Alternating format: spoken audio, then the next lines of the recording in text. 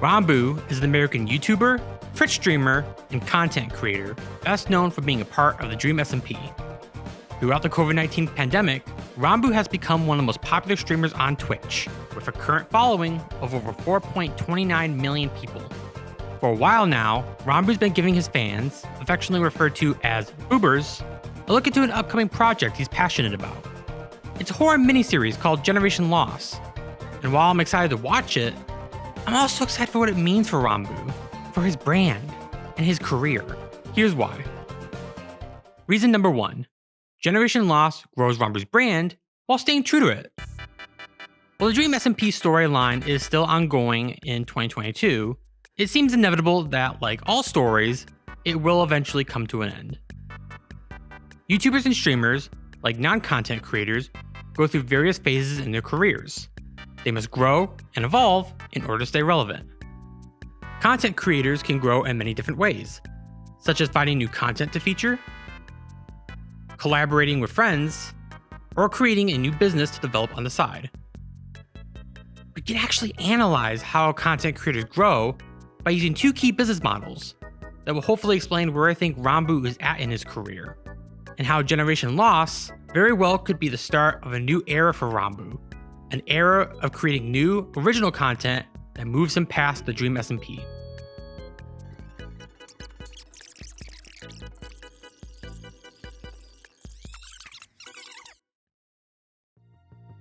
First, let's consider the product lifecycle model. The product lifecycle model is a business model that depicts the various stages that a product goes through while being sold in a marketplace.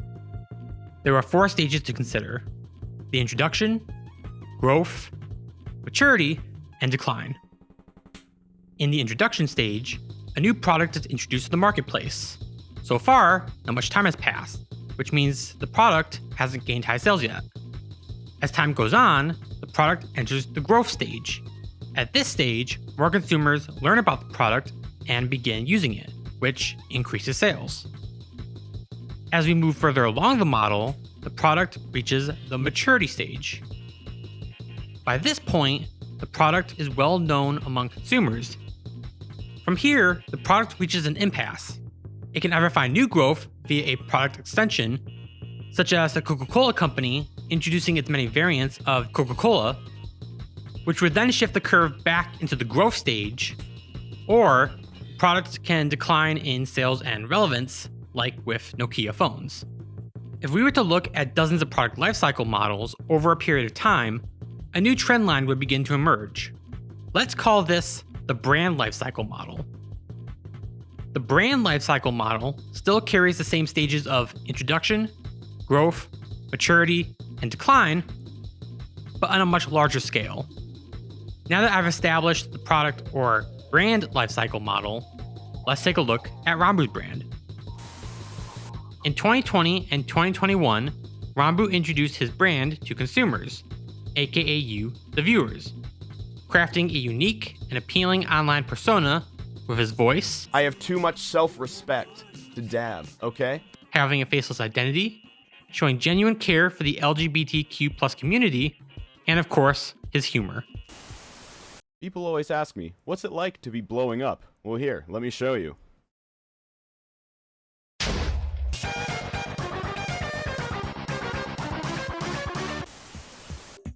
But now it's 2022, and Ranboo is well established on Twitch, having earned the 16th highest payout from Twitch between August 2019 and October 2021, and is currently ranked 41st on the list of most Twitch followers. While Ranboo has been successful so far, the circumstances surrounding his growth have changed. When Ranboo got started in fall 2020, the pandemic was in full swing and COVID vaccines hadn't been developed yet, so consumers were looking for new sources of entertainment while in quarantine. This explains how Twitch grew 80% from March 2020 to March 2021. But as COVID vaccines became available to consumers, Ranboo's Twitch sub count started to decline, a potential sign that as the world begins to open back up, streamers won't necessarily experience the highs that the COVID-19 pandemic provided. But let's circle back to the brand lifecycle model. Right now, Ranboo is the 9th most subscribed streamer on Twitch. The 9th. Out of thousands of streamers, To me, that immediately shows that he's not in the introduction or decline stages, which I never really thought he was. I've only been going back and forth on whether he's in the growth stage or the maturity stage of the brand lifecycle model. And here's where I'm at with that. While an overall downward trend for his number of subscribers on Twitch would support a claim that he's entering the maturity stage, there are other variables that you need to consider. His Twitch follower and YouTube subscriber counts are still growing, albeit slower than before. And when you consider that Ranboo has various other revenue streams besides subs, like donations and merchandising, well, from my limited perspective, it still seems like he's growing. Therefore, I would place Ranboo on the growth stage of the brand lifecycle model. But if Ranboo wants to keep growing and avoid entering the maturity stage, then he needs to implement a growth strategy for the future. That leads us to Ansoff's matrix. Ansoff's matrix is a business model that allows companies to analyze previous growth and plan for new growth via 4 strategies. Market penetration, which focuses on increasing sales of existing products to an existing market. Product development, which focuses on introducing new products to an existing market. Market development, where you enter a new market using existing products. And finally, diversification, where you enter a new market with new products. So how does GenerationLoss fit into this matrix? Well, the series is a new product being created by Ranboo, and since he hasn't released anything like it before, market penetration and market development are off the table. The final 2 strategies available are product development and diversification. And since Ranboo isn't creating a brand new market that's never been seen before, we can eliminate diversification from our options. That leaves product development, the growth strategy where you create a new product, such as GenerationLoss, for existing markets. In this particular case, there are actually 2 existing markets. Boobers, aka the current Ranboo community, and the YouTube horror community. I know this is a lot of information, so let me begin to summarize what I'm trying to say in this section. Ranboo, as a brand, is currently in the growth stage of the brand lifecycle model. To continue growing so he doesn't enter the maturity stage, Ranboo is engaging in product development, a growth strategy where you focus on introducing new products for existing markets. In this case, Ranboo is creating GenerationLoss, an original horror series, for the existing markets of Boobers and the YouTube horror community. By this point, it's fair to say that GenerationLoss has become a sub-brand with its own distinct community, but still falls under the larger Ranboo brand, which makes sense considering his previous experience with horror content. I want to play a horror game. I've always wanted to play a horror. I always want to play horror games. I just like horror games. We interrupt this program to bring you...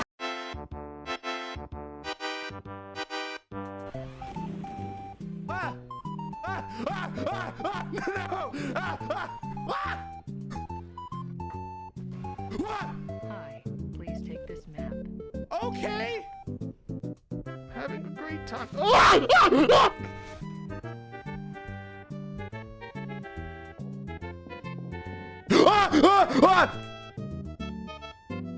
It really got me. I'm just gonna keep on going. What do you want? I'm getting a lot of money from the people that live in my basement. So, cool. Okay, let's do this. Okay. Oh, jeez. Who am I looking for? The tall white guy. Not me.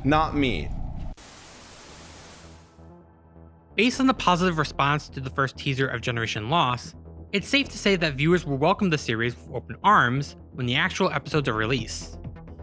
Boobers, in particular, know Ranboo's history with the horror genre, and that creating GenerationLoss is still true to who his brand is.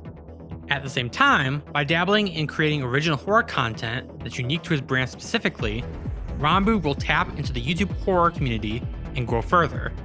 This will allow Ranboo an extended period of time to take advantage of new opportunities to grow in the esports and entertainment industries, while paying tribute to what came before. Hey, before I continue, I just want to say a couple things so that we're all on the same page. The product lifecycle model was created over half a century ago, so it wasn't necessarily meant to be applied to streamers.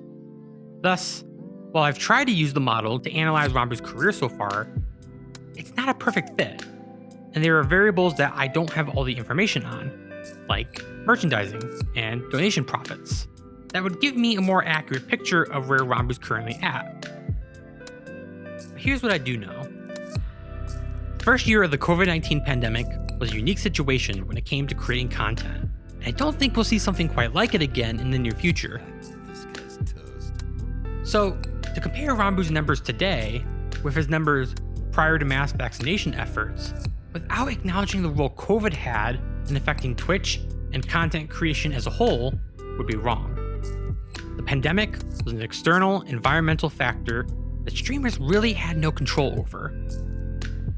Also, let's be clear, having 30,000, 20,000, 10,000, 5,000, even 1,000 followers or subscribers on Twitch is incredible and takes a lot of hard work to achieve. Not everyone can do that. So when someone does accomplish those goals, it has to be celebrated. With that said, I think you could still acknowledge the need for growth or change as a person, a brand, or a company to have a competitive advantage. But I'm also acknowledging that sometimes the results you get come from factors outside of your control. And that while pursuing higher ambitions is great, it doesn't negate all the hard work and success of your previous achievements. Plus, Ranboo isn't just a brand.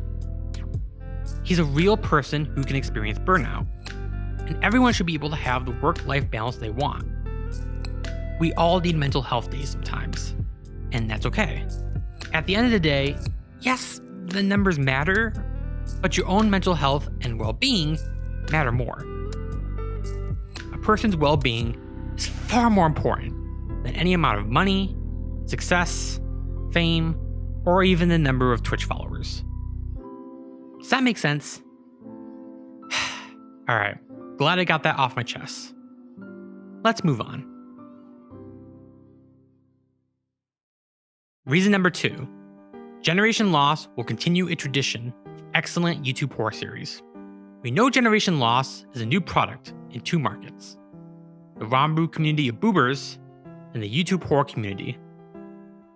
This second community has been lucky to experience different kinds of horror over the course of the last decade, such as analog horror. There are 2 YouTube horror series in particular that GenerationLoss reminds me of, which, in a way, almost makes GenerationLoss feel like a spiritual successor of sorts: MarbleHornets and the Walten Files. When I first learned about GenerationLoss, I immediately got excited because it made me remember when I was a young teenager and I discovered MarbleHornets. MarbleHornets is an ARG YouTube horror series that acts as one of the foundational pieces of lore for the Slender Man character. Still not me. No, still not me. Once I started watching MarbleHornets, I began to eagerly await the release of each video, called entries. And while I'm admittedly a scaredy cat when it comes to horror, it was exciting for me to wait for the release of each video.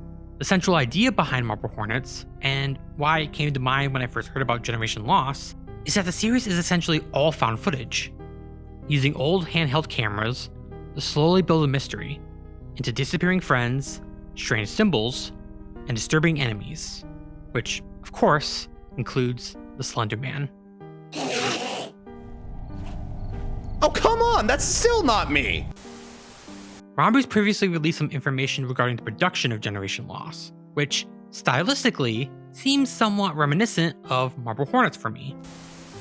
I plan to record it using only like 90s VHS tapes and everything. I've got like a camera, I've got like a bunch of the actual equipment for it. And that's not the only comparison to be made between these 2 series.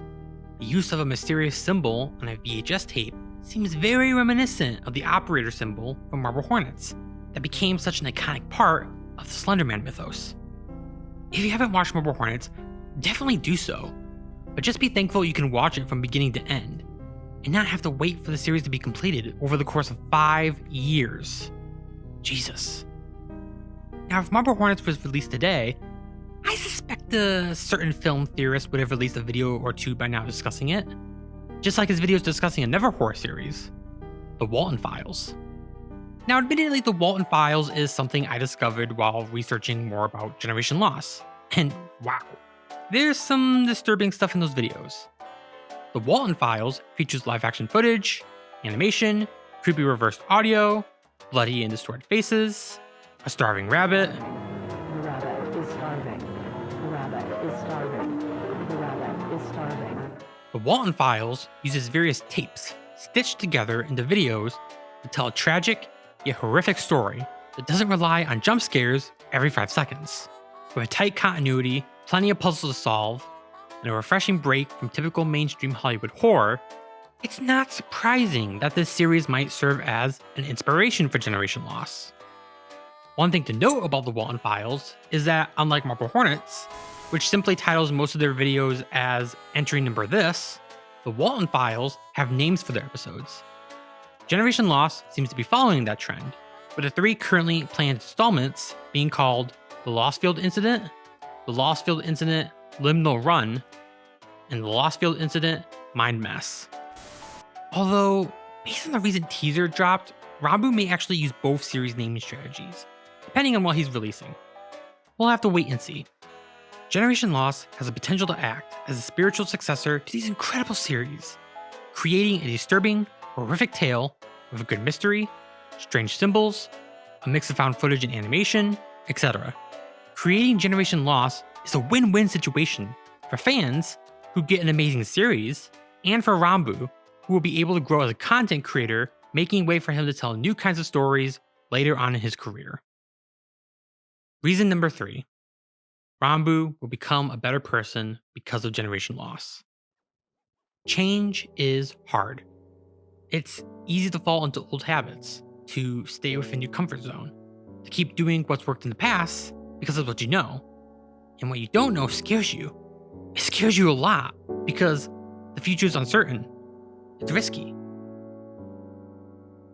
If we don't change, we don't grow. If we don't grow, we aren't really living. 2022 is a big year for me personally. I just graduated from college. I'm starting to look for an actual job now. I'm no longer able to hide behind the excuses of the last 22 years of my life. My whole life has changed forever. A brand new chapter has just begun, and that scares me. But perhaps, instead of fearing that change, I should take a note from Ranboo and get excited about the opportunities that await me. To exist is to change. To change is to mature. To mature is to go on, creating oneself endlessly. Generation Loss isn't just a product, a new YouTube horror series for fans to consume. It's a material expression of change, of Ranboo's growth as a person, as he begins expanding beyond Minecraft and other gaming content. Not only will the series grow his brand, it's going to make him grow as a writer, as a storyteller, as a cinematographer, a production designer, an editor, a director, a music creator. Instead of being afraid of change, Ranboo is using this series to master old skills and learn new ones. He's embracing change. Knowing that Ranboo will gain new strengths from working on the series, and that he's putting in the time and effort required to make it happen, well, it makes you reflect on who you are and who you want to be. We cannot become what we want by remaining what we are. Change is hard and scary, but perhaps it's necessary to become who we want to be, to live the life we want to live, rather than just dreaming about it. It's been over a year since Ranboo joined the DreamSMP, and yet when you think about it, he's only in the early stages of what is surely going to be a fantastic career. You can tell from his Ron mail on Discord that Generation Loss is truly a passion project of his. that's not only going to allow him to show off his creativity, but it's going to help him grow into becoming a stronger, more skilled, more talented person. And honestly, I can't wait to watch it happen. So here's the new beginnings, new opportunities, new stories, and an exciting new chapter for all of us.